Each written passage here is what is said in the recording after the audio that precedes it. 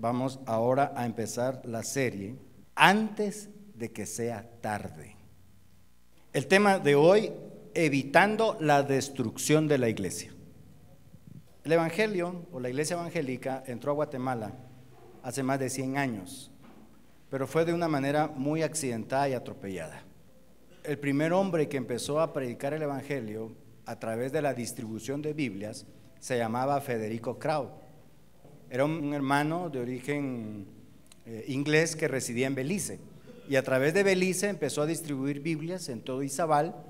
Estableció algunas clases, porque él daba clases de inglés en Alta Verapaz, en las Verapaces, y algunas veces vino a la capital y en algunas partes del país.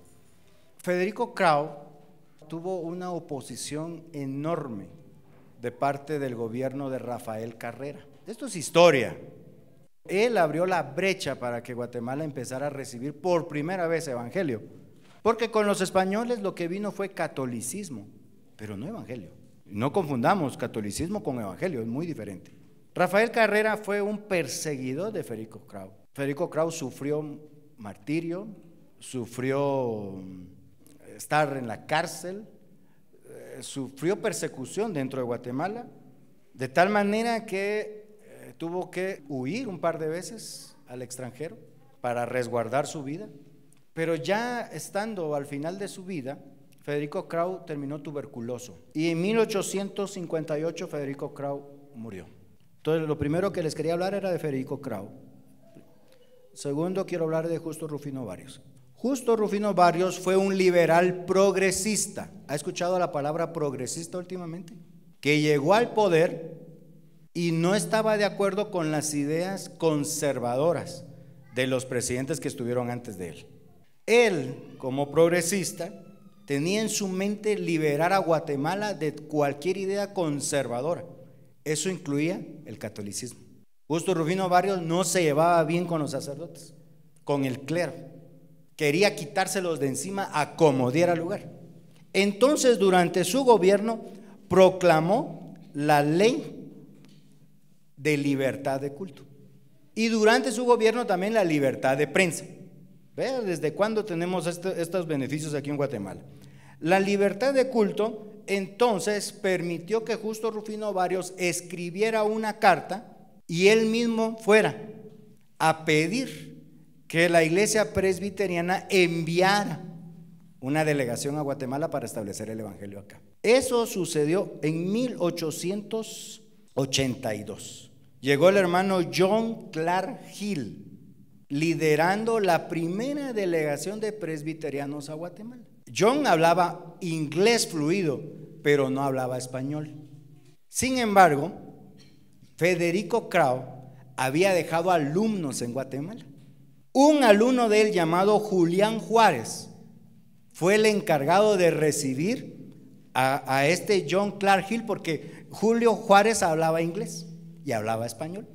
Mire, Federico Krauss sin saber dejó abierta una gran puerta para que el primer misionero presbiteriano se instalara en Guatemala. Mire, nunca sabemos hasta dónde va a llegar la semilla que nosotros damos con el evangelio.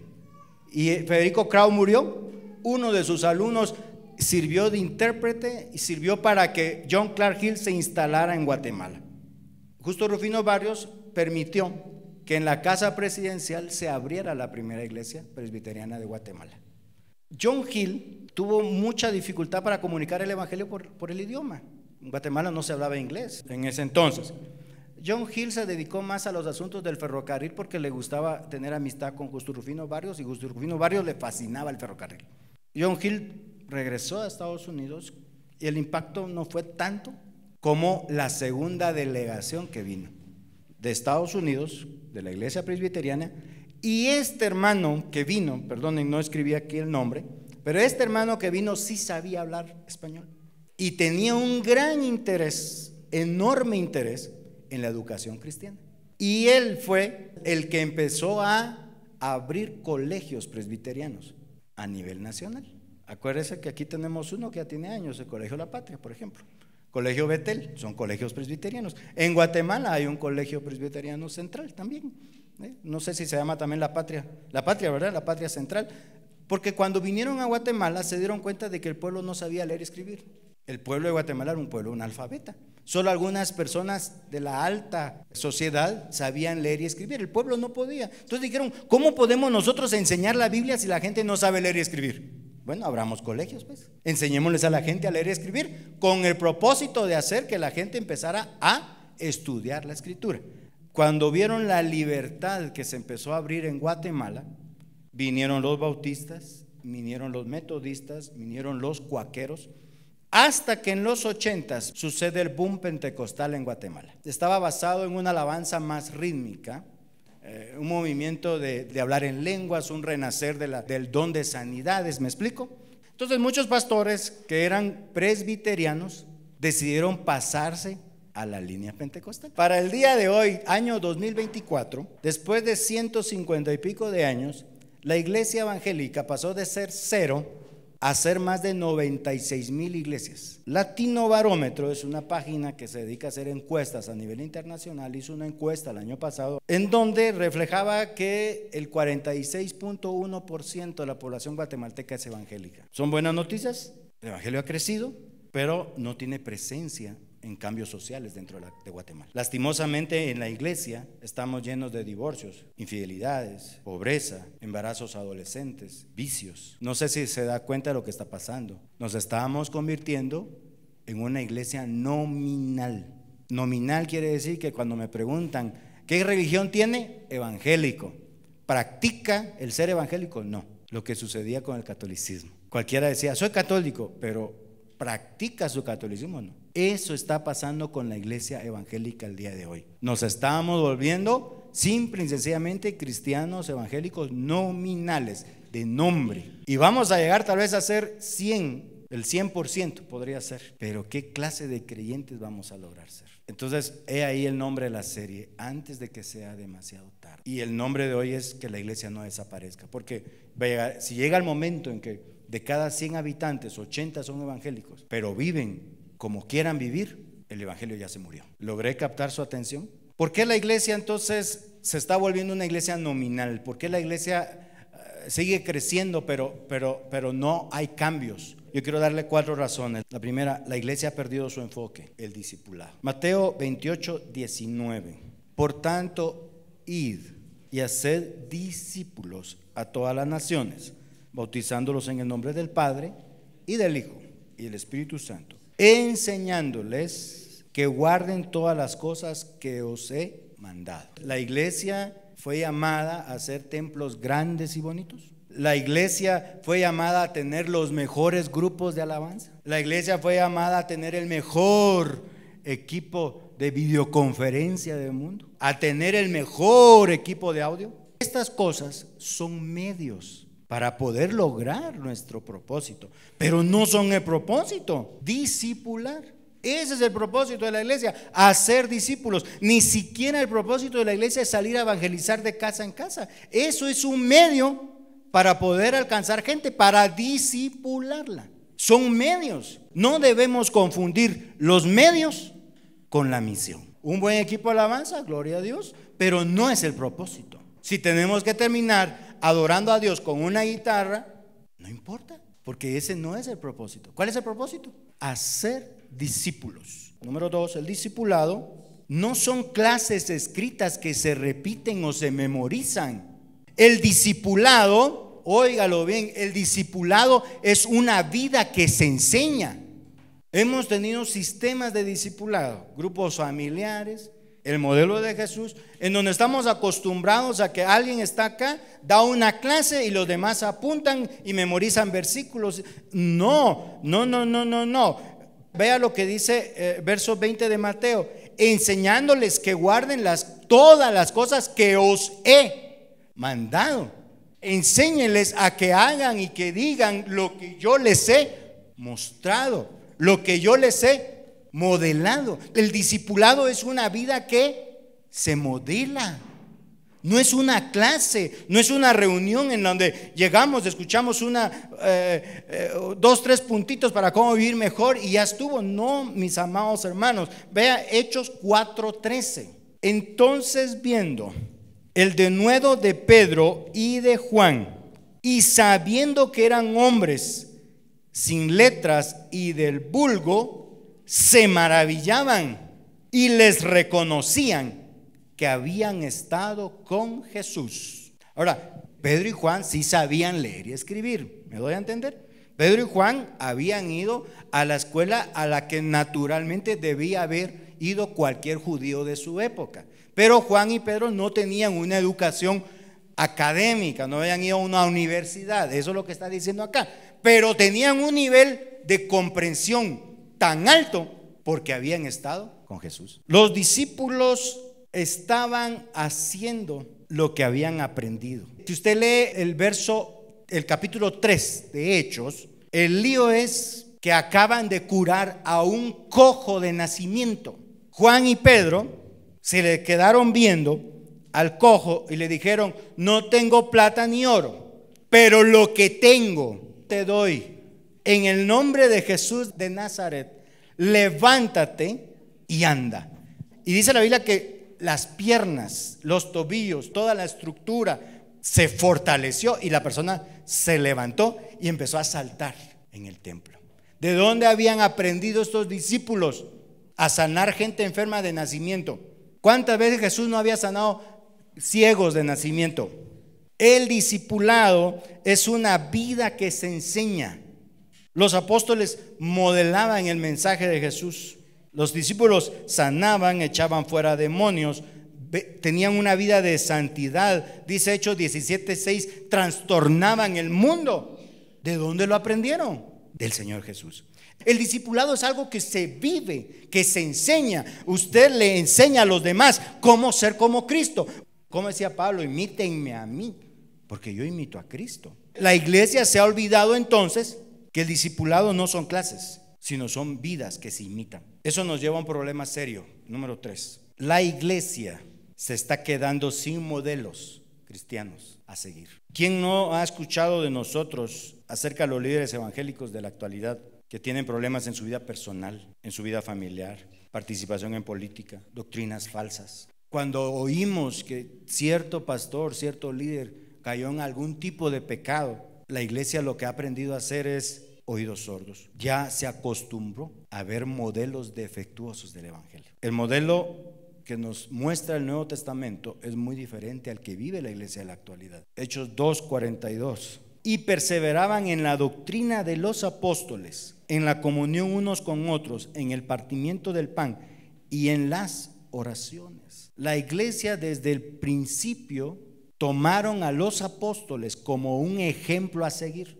Los apóstoles se convirtieron en el reflejo de Cristo para ellos. La iglesia no había visto a Cristo caminar, no había visto a Cristo sanar. La iglesia miraba a los apóstoles haciendo milagros, sanando personas, hablando el evangelio, hablando como Cristo. La iglesia abrazó de tal manera a los apóstoles que hasta el día de hoy tenemos pueblos enteros que se llaman Santiago, San Juan, San Pedro. Vea el nivel de vida de discipulado que Jesús dejó en sus apóstoles y vea el nivel de vida que los apóstoles dejaron de discipulado en sus discípulos, que hasta el día de hoy, 2000 años después, tenemos pueblos enteros que tienen el nombre de los apóstoles.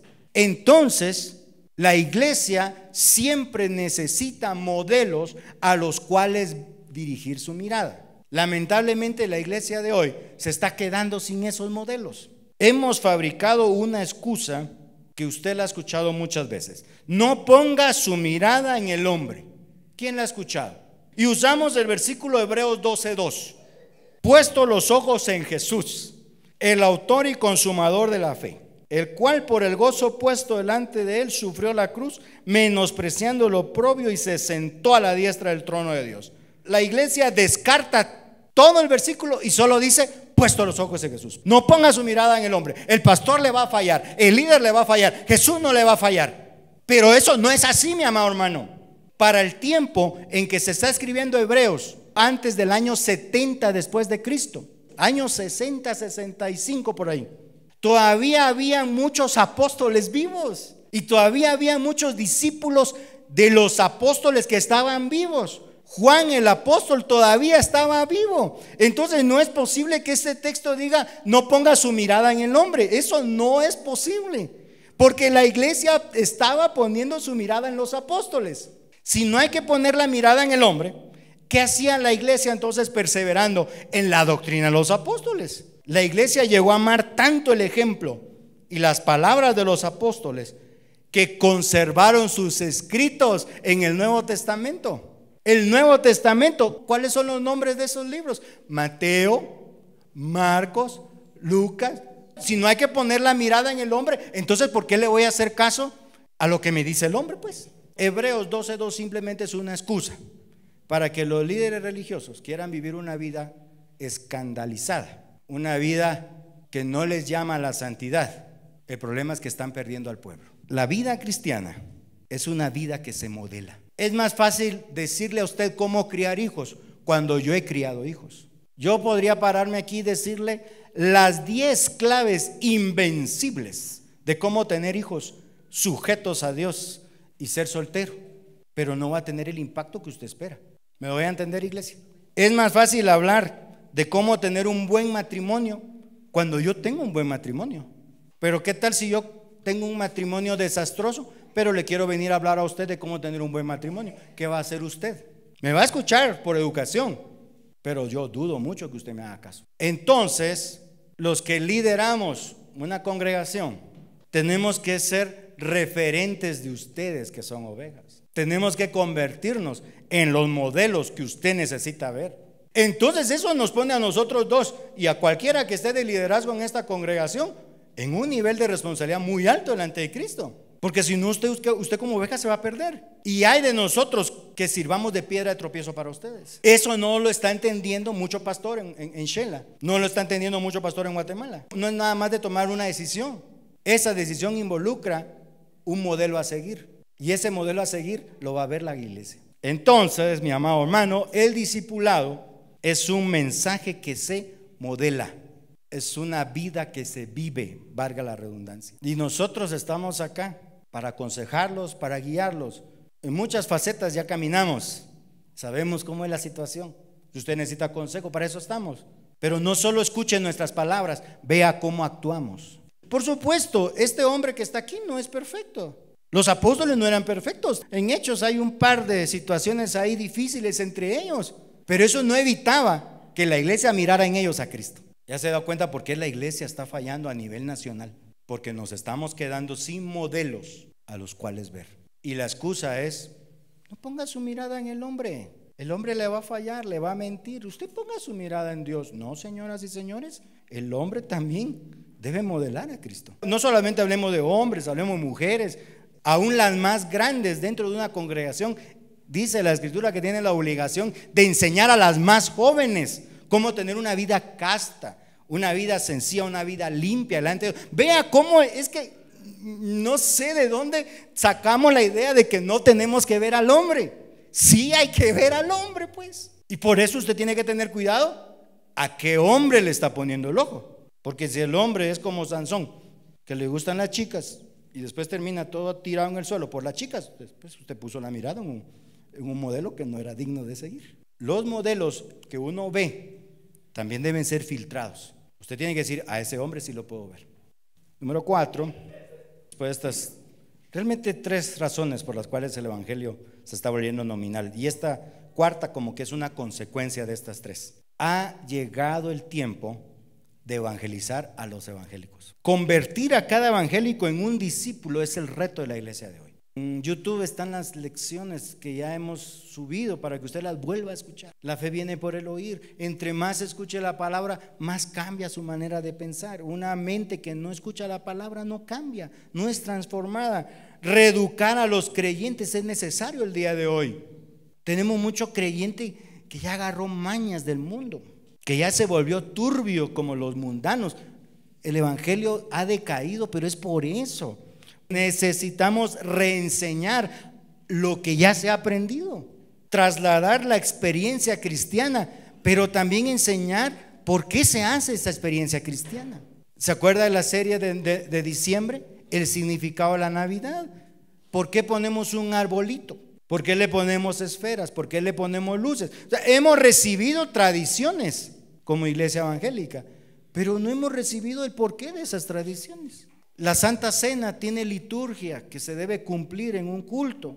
No es nada más de decir, bueno, comas el pan, tómese la copa y oremos y démosle gracias al Señor y ya en 3 minutos una Santa Cena. Eso no es. Eso es perder la esencia de lo que se debe de hacer. Reeducar, reenseñar, trasladar experiencias, pero no vacías. Bautícese, pero ¿por qué lo debo de hacer? ¿Me explico? Concluyamos, mis amados hermanos. Como congregación entendemos la importancia del discipulado como medio para evitar la extinción de la iglesia evangélica. La transformación de nuestra mente, de nuestras acciones a través de la reenseñanza de la Escritura es una necesidad imperativa. Esa es la palabra, imperativa. Nosotros no podemos seguir jugando a simplemente ser una iglesia que hace sus cultitos, pero que no es transformada. Llegaremos, hablando en general de toda la iglesia en Guatemala, a ser una iglesia evangélica que solo cumple sus tradiciones como iglesia, pero ya está muerta. ¿Qué tipo de cristianismo vamos a heredarle a la siguiente generación? ¿Será la siguiente generación una generación analfabeta en cuestiones de cristianismo? Son reflexiones que le quiero dejar a usted. ¿Se pone de pie conmigo? Vamos a orar.